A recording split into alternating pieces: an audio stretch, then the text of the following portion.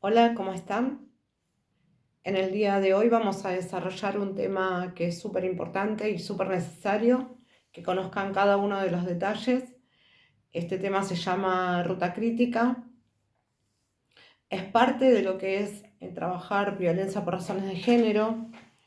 La Organización Mundial de la Salud define esta ruta crítica como todo el proceso que se construye a partir de decisiones y también de acciones que son ejecutadas por las mujeres, también por el colectivo, por cada una de estas víctimas, como así también todas las respuestas que encuentran en este camino, que nosotros decimos que es un largo camino, a veces dura años y que por lo general es muy doloroso.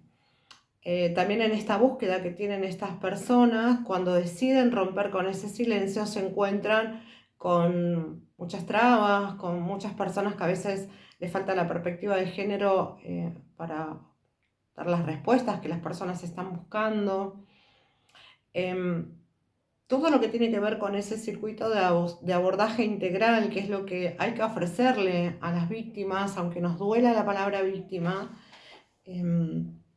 Es importante que cuenten con un montón de instituciones, porque acá lo que nosotras decimos siempre es que lo importante son las redes.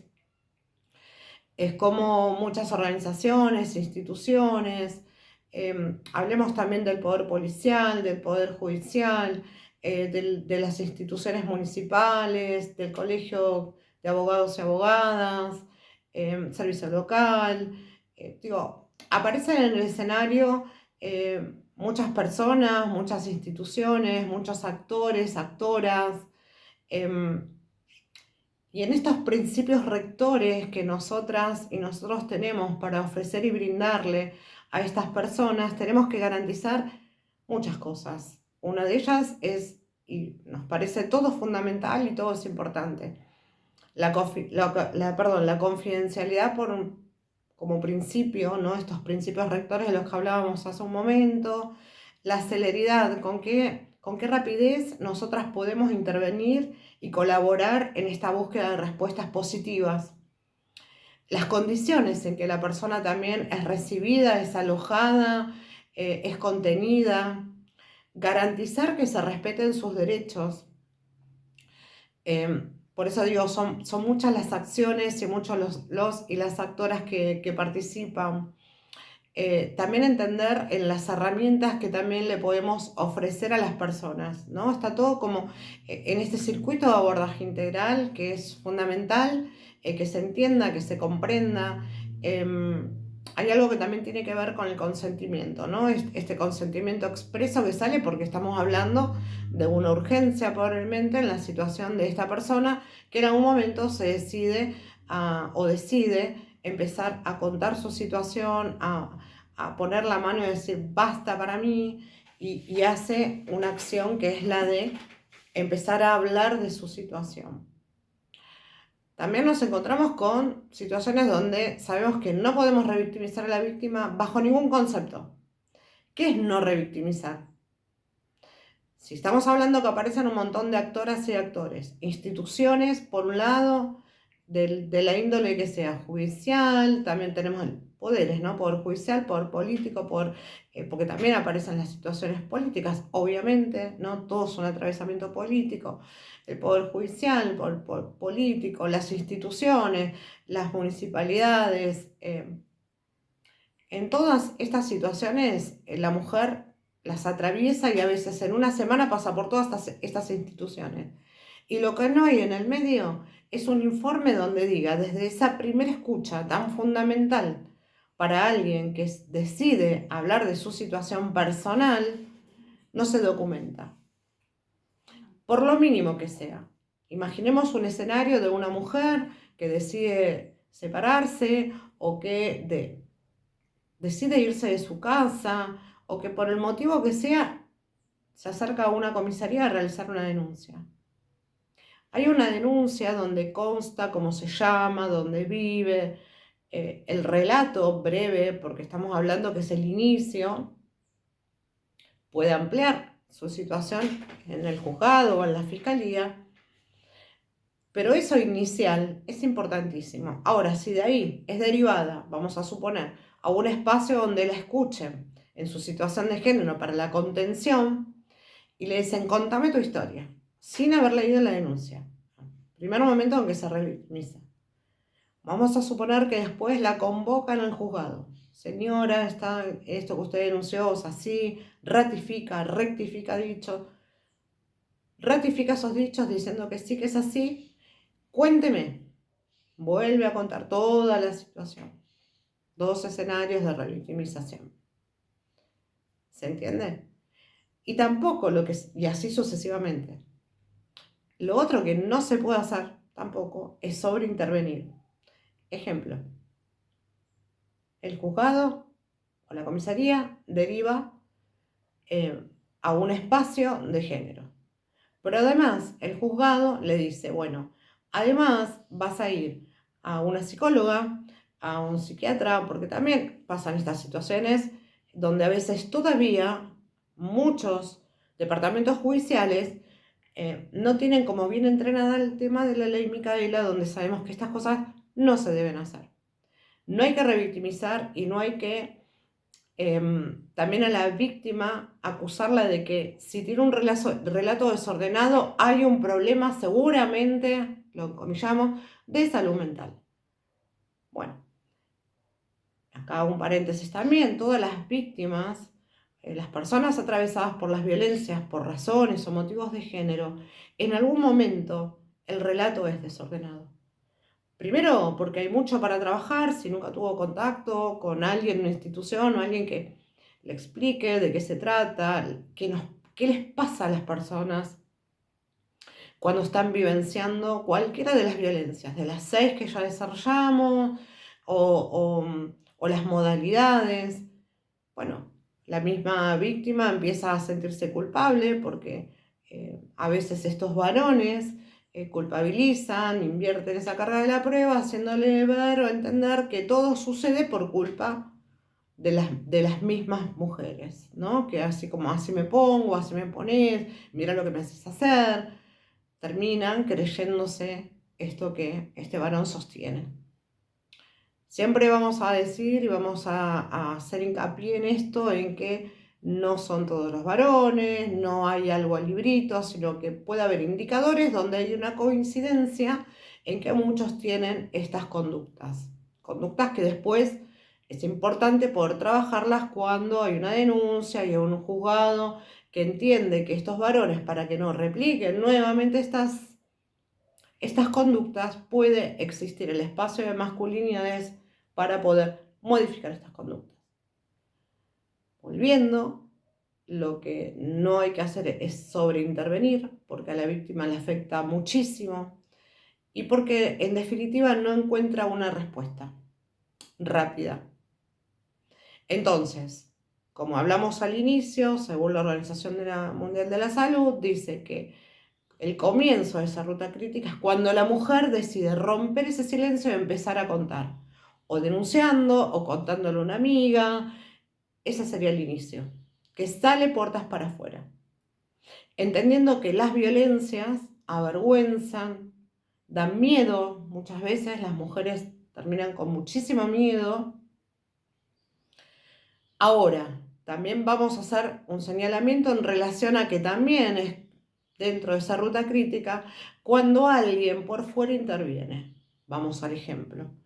Una mujer X en un barrio suele salir a hacer sus mandados y se encuentra el almacenero, el verdulero, quien sea, con un golpe en la cara. Y empiezan con esta duda, ¿no? O sea, me caí en la bañadera, me caí en la escalera, o sea,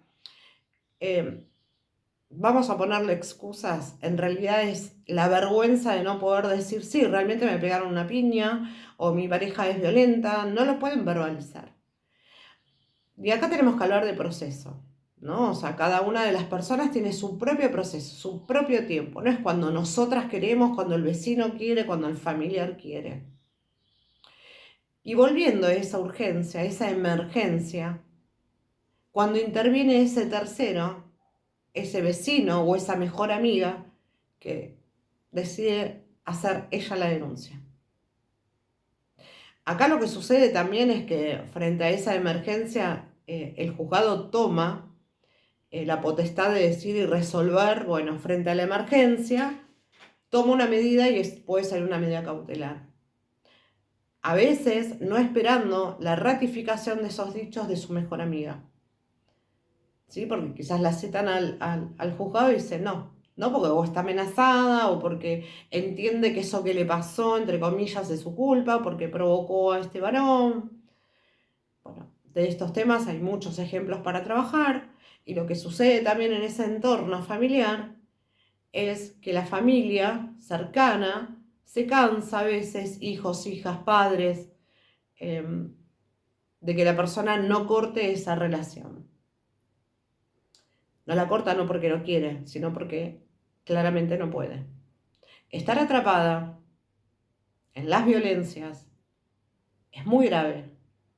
Nosotras tenemos una herramienta fundamental que no es nuestra, que nosotros nos apropiamos, que la usamos con mucho amor, que es el ciclo de la violencia.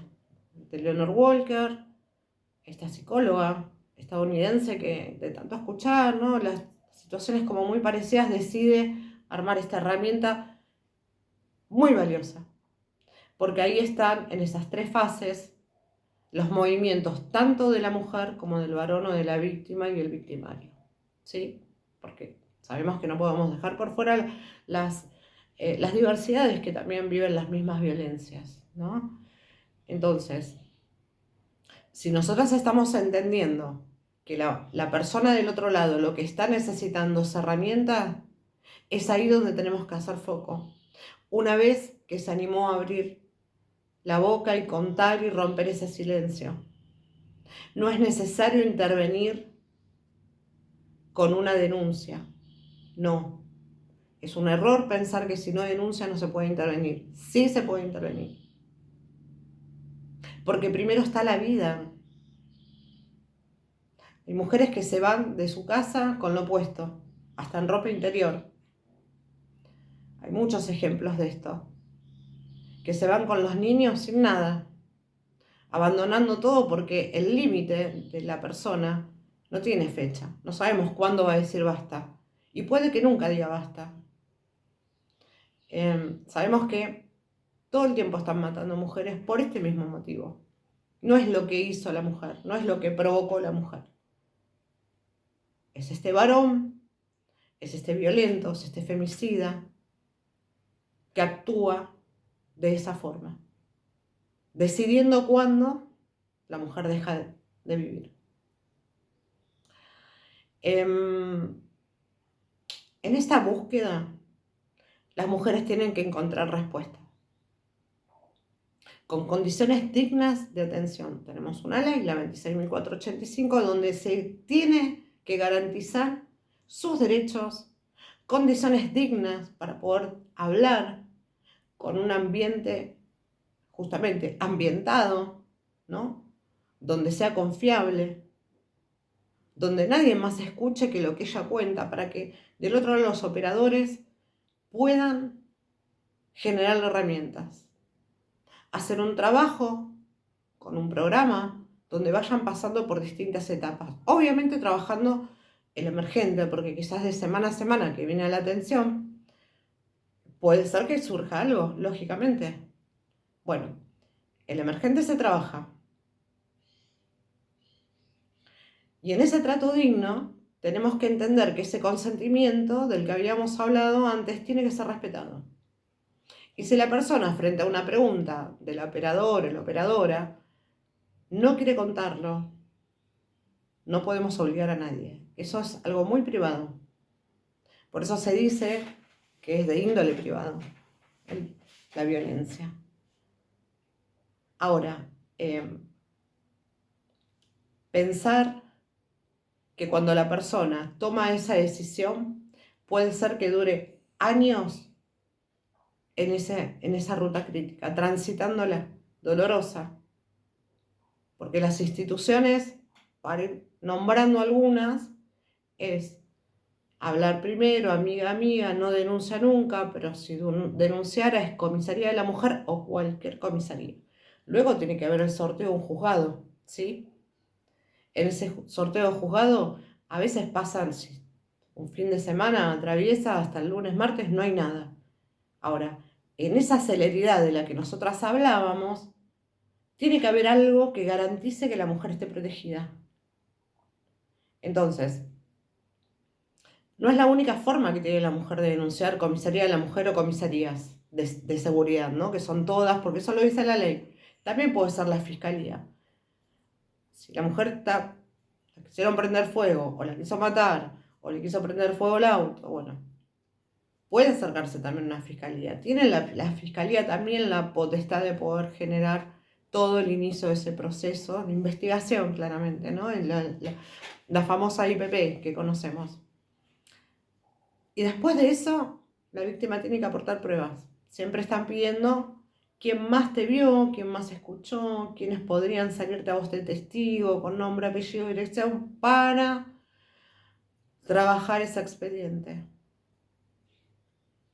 Algunas deciden no llegar a juicio, otras sí.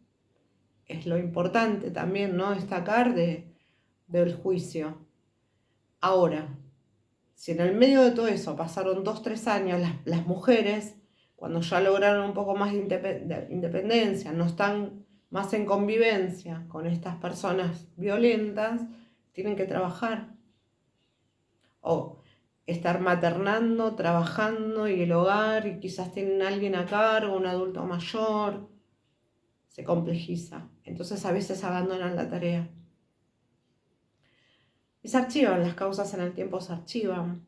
No concluye lo que la mujer esperaba. Por eso a veces escuchamos el reclamo de estoy harta, estoy cansada, no quiero más, tengo 15 denuncias, nadie hizo nada, nadie hace nada.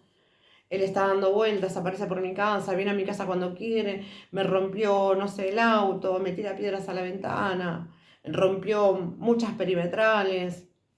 La perimetral es una medida cautelar que da una jueza o juez, justamente la palabra lo dice, de cautela. En el mientras tanto, ese varón no puede tener contacto con la persona de ningún tipo, Facebook, Twitter, mensaje de texto, y si ampliamos, que eso también es para tenerlo en cuenta, de que a veces no lo ponen en la denuncia, cuando lo piden o cuando es convocado al juzgado, de ofrecerle todas las posibilidades. Cuando hablamos de todas las posibilidades es niño, niña, adolescente que no tenga contacto.